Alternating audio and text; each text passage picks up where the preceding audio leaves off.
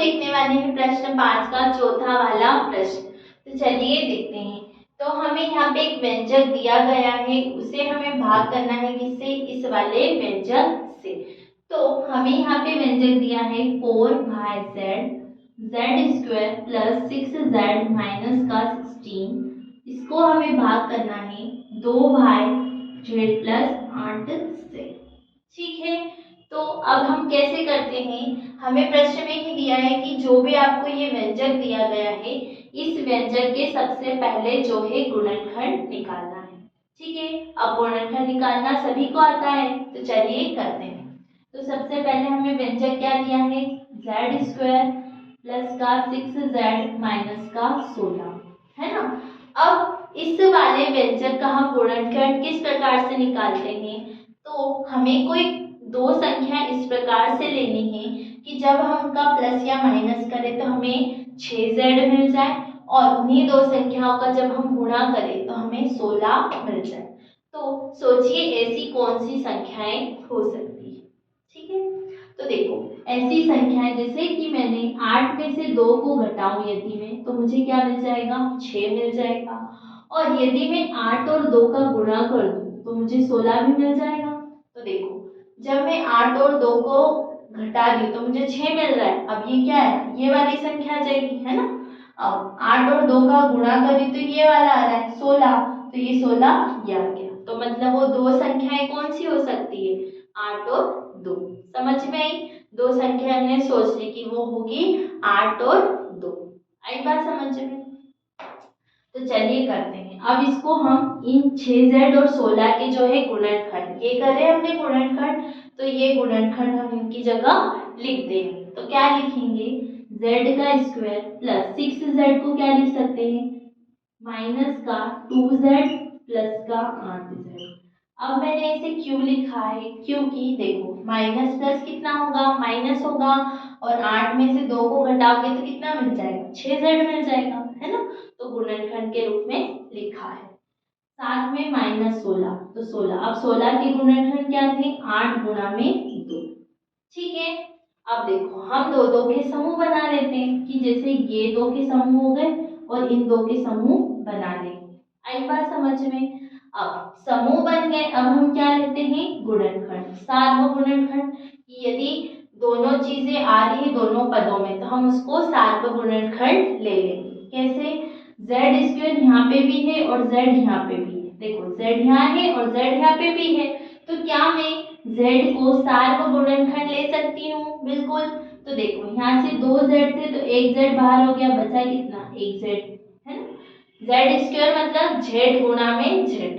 ठीक है, तो मान लो कि एक z मैंने ये ले लिया तो एक z तो बचेगा, तो उस एक z को मैं इस कोष्ठक में डाल दूंगी।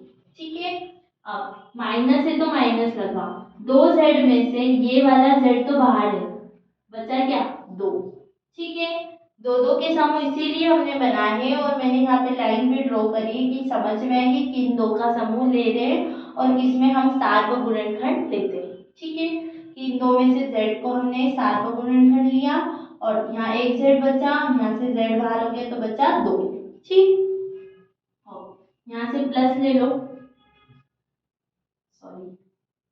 अब देखो इन दो में क्या है सार्वगुणनखंड, 8 इसमें भी है 8 इसमें भी है। ठीक है, तो क्या मैं 8 को सार्वगुणनखंड ले सकती हूँ, बिल्कुल। इसीलिए मैंने यहाँ पे जो है गुणनखंड के रूप में लिखा है, तो आसानी से समझ में है कि किसे हम सार्वगुणनखंड में ले सकते हैं। तो 8 यहाँ भी था 8 यहाँ भी था, तो 8 को मैंने बाहर ले लिया। ठीक है, अब यहाँ पे क्या बचेगा, 8 तो बाहर हो गया, बचा z, तो z लिख दो। यहाँ है प्लस माइनस कितना होगा, माइनस होगा। ठीक है, 8 बाहर हो गया, बचा क्या, 2, तो इस 2 को भी यहाँ लिख दो। इन दो में से 8 बाहर हो गया, बचा 2, तो 2 को लिख दिया। ठीक, अब देखो z माइनस 2 z माइनस 2 दोनों जगह है, तो हम एक बार लिख देते उसे, तो z माइनस का 2। ठीक है, अब जो संख्या बच गई उन्हें कोष्ठक में डाल दो, जैसे बच गया यहाँ से z और यहाँ पे बच गया प्लस का 8। ठीक है, तो ये क्या है हमारा z माइनस 2 और z प्लस का 8। ठीक है, तो ये आए हमारे गुणनखंड। अब गुणनखंड आने के बाद हमको क्या करना होता है, भाग दीजिए।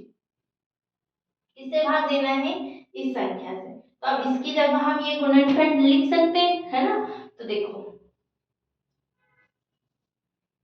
इसी की जगह लिख रहे हैं 4/z, इसकी जगह हम क्या लिखेंगे, ये गुणनखंड, क्योंकि इसी को हमने हल करके गुणनखंड लेके आए। तो क्या आया हमारा गुणनखंड, z-2 और z+8। ठीक, इसे हमें भाग करना है 2/z+8 से। अब देखो कैसे करेंगे। सबसे पहले 2 से मैं 4 को भाग करूंगी, तो 2 एक कम 2, 2 दूना 4 हो जाएगा। ठीक है, भाई से भाई को कैंसिल कर दो, मतलब भाई कम भाई, भाग भी बोल सकते हैं और काटना भी बोल सकते हैं। अब z+8 यहाँ भी है, z+8 यहाँ भी, तो इसको भी हम ऐसे कट कर देंगे। अब यदि ये गुणा में है तो ही हम इन्हें कट कर सकते हैं। यदि यहाँ पे कोई प्लस वगैरह रहता, प्लस या माइनस, तो हम ऐसे इनको कट नहीं कर सकते, ये बिल्कुल ध्यान रखना है। ठीक है, तो देखो ये नीचे की संख्या है तो पूरी कट गई, ऊपर क्या क्या बचेगा, 2 बचा, भाई भी कट गया, बचा z, और यहाँ से बचा z-2। ठीक है, समझ में आया किस प्रकार से हमने गुणनखंड करके भाग किया है। तो ये आ गया आपका उत्तर, समझ में आ गया ना अच्छे से।